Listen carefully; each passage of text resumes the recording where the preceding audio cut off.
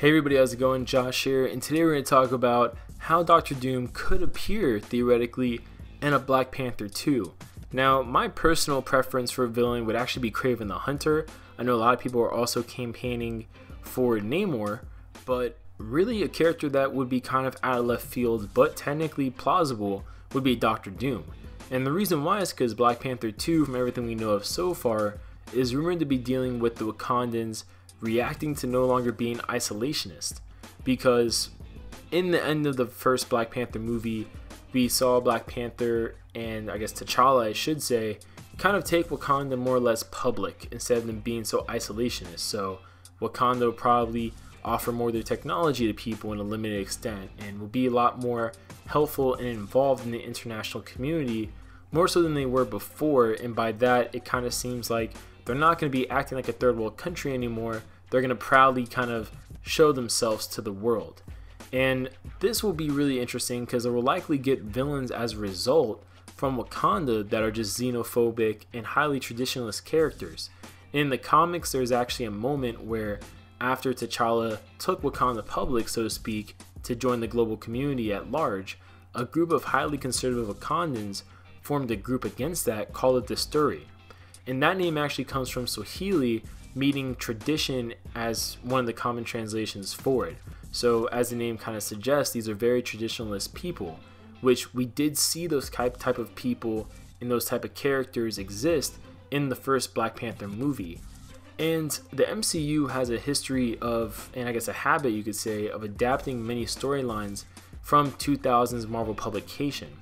And one of the many stories that happened around that time, one of the many storylines, not really event I should say, is Doom War, which featured Doctor Doom trying to invade Wakanda to take vibranium while the story were doing their kind of stuff. And there is some intermingling between the groups here and there of Doctor Doom and the story, but the main part of that I want to focus on, and also separate from the storyline, previously when Doctor Doom first learned about Wakanda, he also tried invading or infiltrating Wakanda to take vibranium.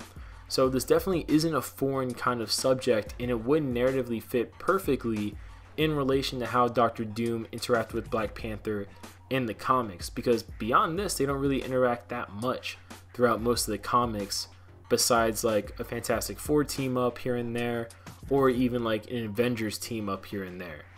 Now, this also wouldn't be a stretch for like a group like the Sturi to exist in Wakanda, considering how easy Killmonger is able to sway a lot of the Wakandans to gain their loyalty. I mean, yes, he did go through the whole Black Panther thing, but not a lot of people seem to really disagree with him. Honestly, in the film, it was actually harder for T'Challa, it seemed, to have people loyal to him again, even after he revealed he was alive and technically the combat trial for Black Panther wasn't over. Even then, they were still seemingly willing to follow Killmonger's orders and go kind of wreak havoc on the world in the name of liberating black people everywhere, which obviously if you guys saw the movie, you know how that ended up.